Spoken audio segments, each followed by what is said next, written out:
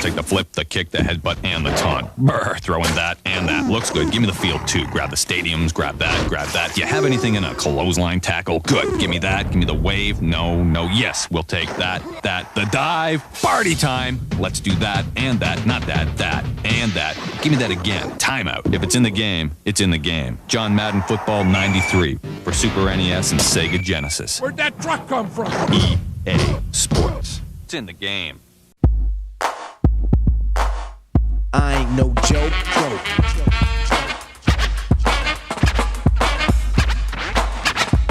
I'm no joke.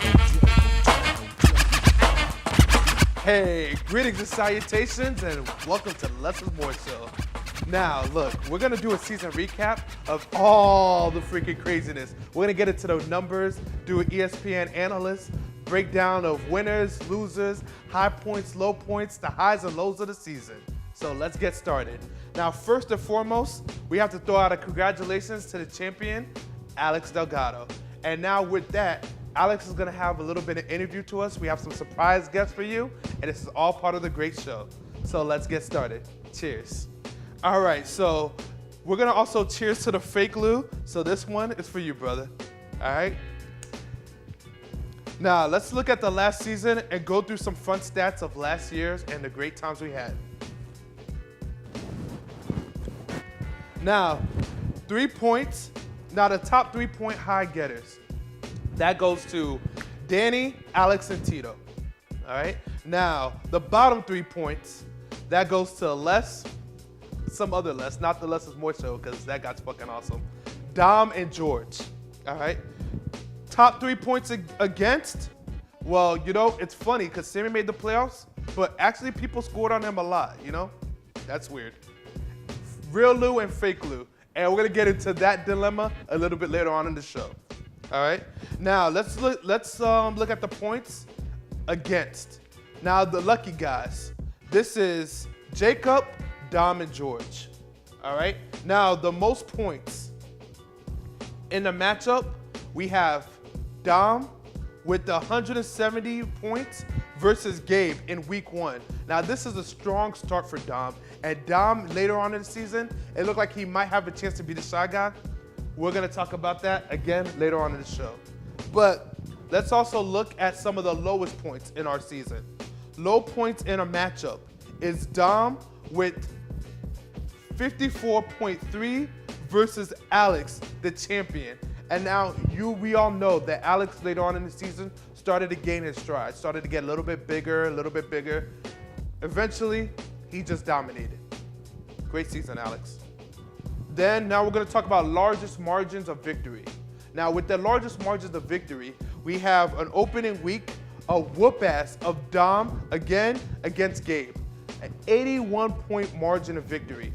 Dom, I don't know what the freak happened in your season, but you got your ass handed to you by the end. Almost was a shy guy. We're gonna talk about that again later on. And with the smallest margin of victory, we have the historic championship game of Alex over Danny, David versus Goliath, with that 0.6 variance in the game. Now, when we come back, we're gonna talk to our champion, 2-time champion, Alex Delgado.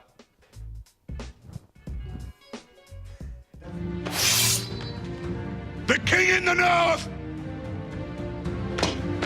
The king in the north!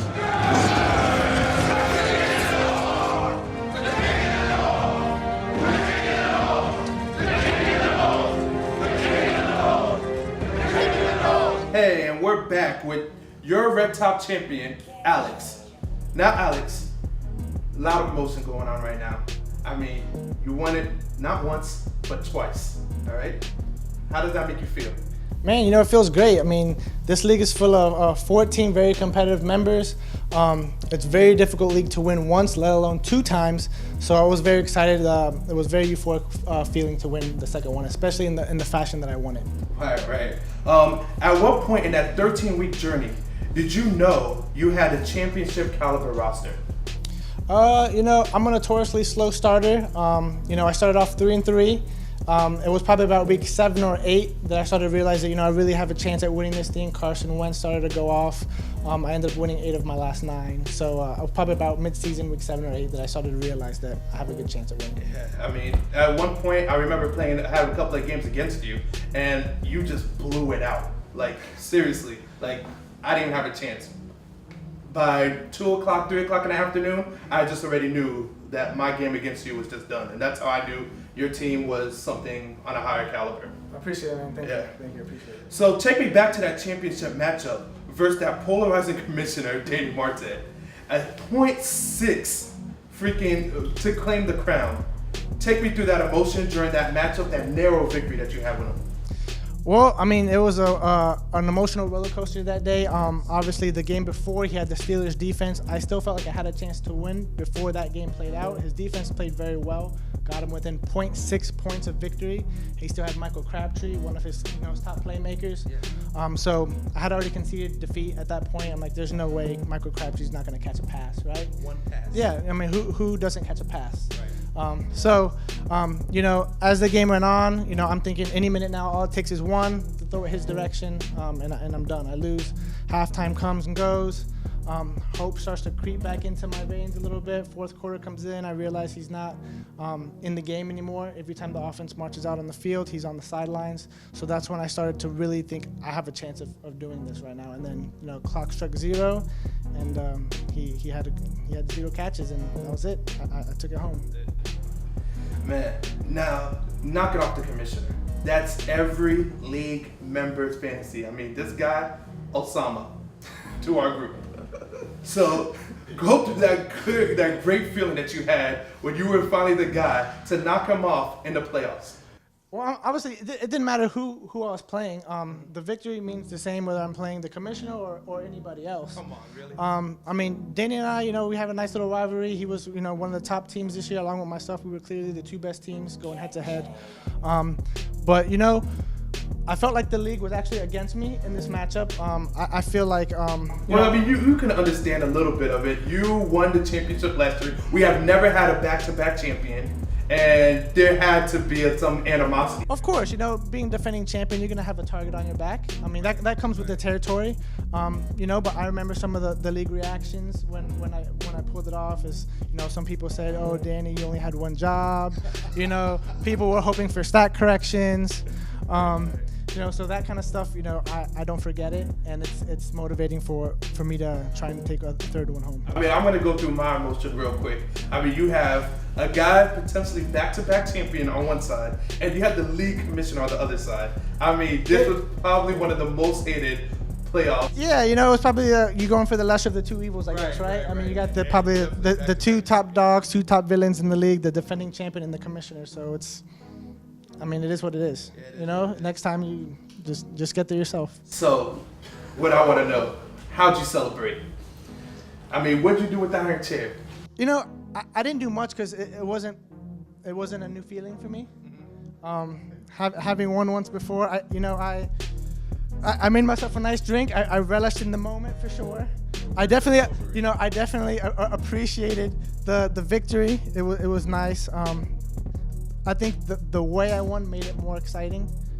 But I'm honored to win two in a row. This league is very difficult to win. So, okay, outside of what you did with the trophy and the celebrating, that prize money was nuts, right? Oh yeah, it's a nice little payday for sure. I mean, between this year and last year, I'm close to 1K in earnings in this league now. Yeah, dude. So we know that you play things close to the vest, but allow us to drive into the mind of a 2-time champion. What are some of the things you think about during your drafting your team? Well, I mean, there's, obviously I'm not going to review everything, but there's a lot that goes into the draft process. Honestly, you got to do your homework. I'm going into the draft already having played out multiple scenarios in my head. The main thing I think for the draft is preparation. Failure to prepare is preparing to fail. So, I mean, you got to enter the draft with an open mind and be willing to adapt on the go because it's a very fluid situation, and as you know, league members are very unpredictable. Those are very vague answers, but we'll take it. I mean, you have something specific you want me to. I don't mind. I'm not gonna give you everything, but I'll give you some stuff. You know. Like, we all know what position did you draft in? I drafted, I believe, 11th or 14. 11 or 14. Two-time back-to-back champion. You have to have some kind of strategy when you're in that position, when you're making these kind of draft picks. Yeah, I mean, you really don't know what you can do until you know where you're drafting. Once the draft positions are revealed, that's kind of when you know what kind of players are going to fall to you. I put a value on players, obviously, before the draft, and I can kind of have an idea of who's going to fall to me, who's not going to fall to me, and then I draft based off those values. So I never try and fall in love with one certain guy. I leave my emotion out of it, no matter if they play for my favorite team or went to my favorite school. I draft based guys who are going to help me win, not guys I like. And that's some of the mistakes some of the league members make. They draft with their hearts and not their heads. We'll get to the Shy Guy in a moment. I see where you're going with that. We'll get to the Shy Guy in a moment. But just tell me, do you have any last words for the league members as a two-time champion? I mean, I'm looking forward to our Shy Guy festivities Saturday night. It's always fun to get the whole league together. I mean, this league's full of schemers, gamers, characters. It makes the league so much fun. And I guess if I had one thing to say to them is, if you want the crown, then you best come get it, because I ain't giving it up that easy. Hey, and let me just say right now, I'm going for my third in a row. And if I take 3 home, you're going to start hearing the word dynasty come out of my mouth. Right. Respectable. All right. Thank you, Alex.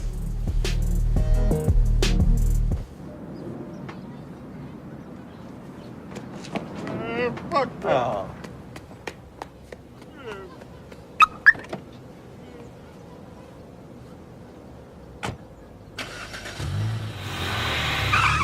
He gonna cry in the car. Hey, what's going on, man? Thank you for joining us today, Fake Lou. Now, I just need to know, you are this Shy Guy. How does that make you feel? Horrible. Who's excited to be the fucking Shy Guy? No, I understand that. I mean, there has to be like so much emotional going right now. It's absolutely emotional. This is the worst day of my motherfucking life. Right. Look, do any of your friends or family know that you're the Shy Guy? Only close family members and friends know about this Shy Guy. They don't know exact punishment. They don't know exactly what I gotta go through, but they know what happened. Hey, when we all sign up for the league, we all agree to those terms. Not necessarily. I'm gonna talk about that later on, but we'll continue. We'll get there.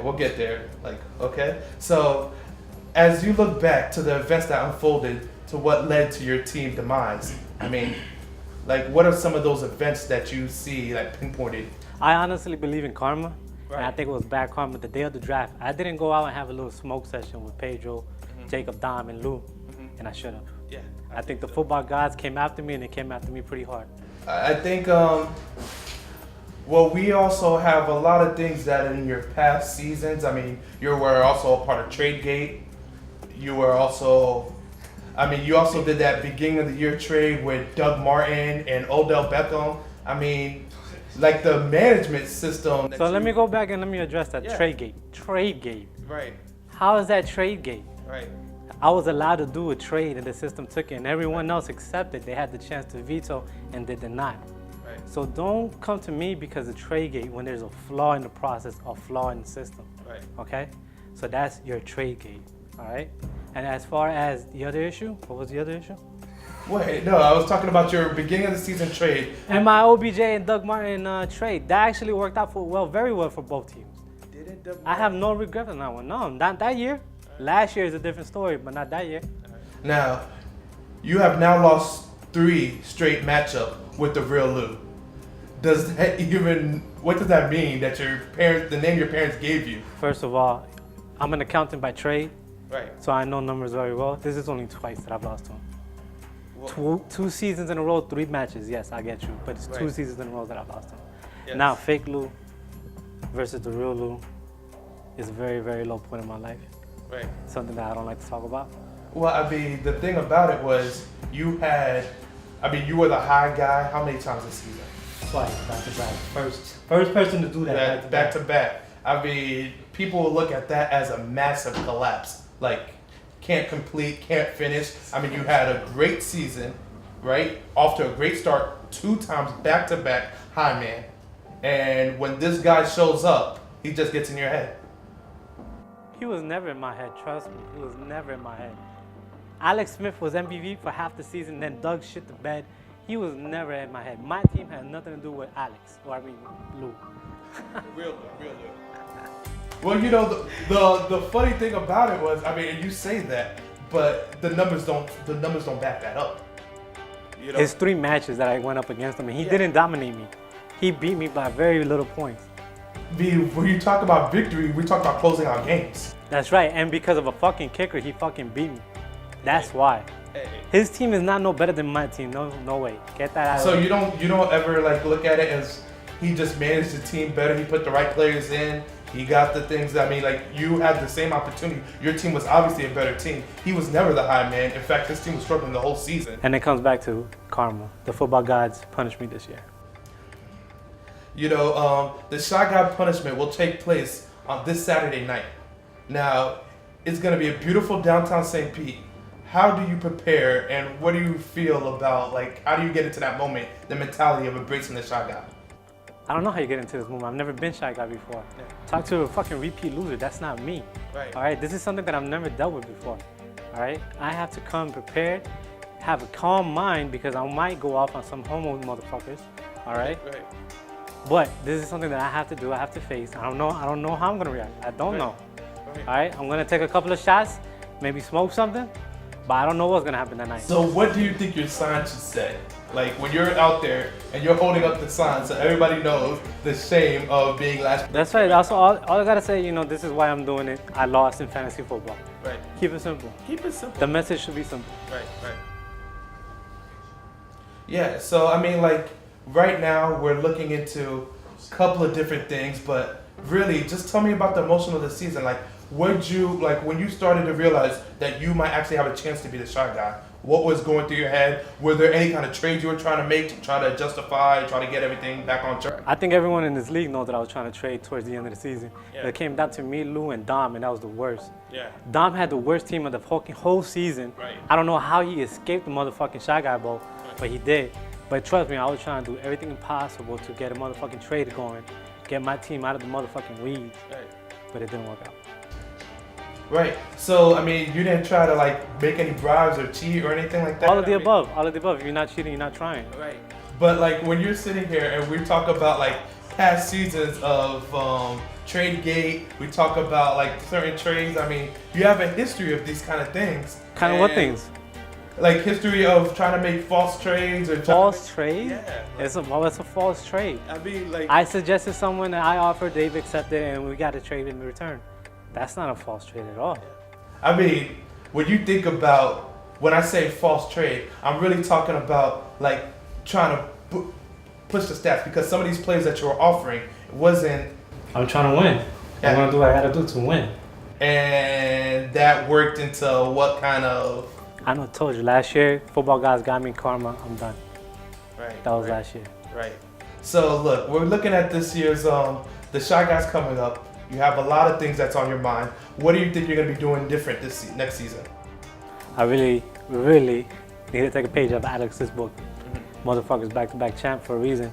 So I gotta take a study, learn from the greats, and try to apply it to my team. So you notice we have this little number right here, this little like uniform coming up right now. I don't want to look. I mean, look. I'm not gonna look at it. I mean, look. You're gonna be looking at it for the next 2 hours on Saturday. I mean, right here we have your uniform for Saturday night, the Shy Guy uniform. I'll deal with the Saturday, but I'm not gonna look at it now. Ew. I mean, you know, there's a lot of shame right now that's going through your emotions. There's a lot of tremendous shame that's going through on right now through my body, my heart, my soul, my mind. Right. But I'm not gonna deal with that until Saturday. Hey, look. Well, Lou, man, I appreciate you. Thank you for doing this interview. I know it's kind of hard. It was kind of a tough thing to talk about, but you know, you kind of stood up. You said your piece, and I appreciate that. Thank you for having Thank me. you. No problem. Whoa, man, that was an emotional interview. Look, he had a lot of balls to come out here and sit down with me and talk about this interview, and those same balls will be on display this Saturday. So we're gonna meet here at Varela at 6 p.m. And look, this is the Less and More show, and you guys know my name, you respect my game. Signing off. I ain't no joke.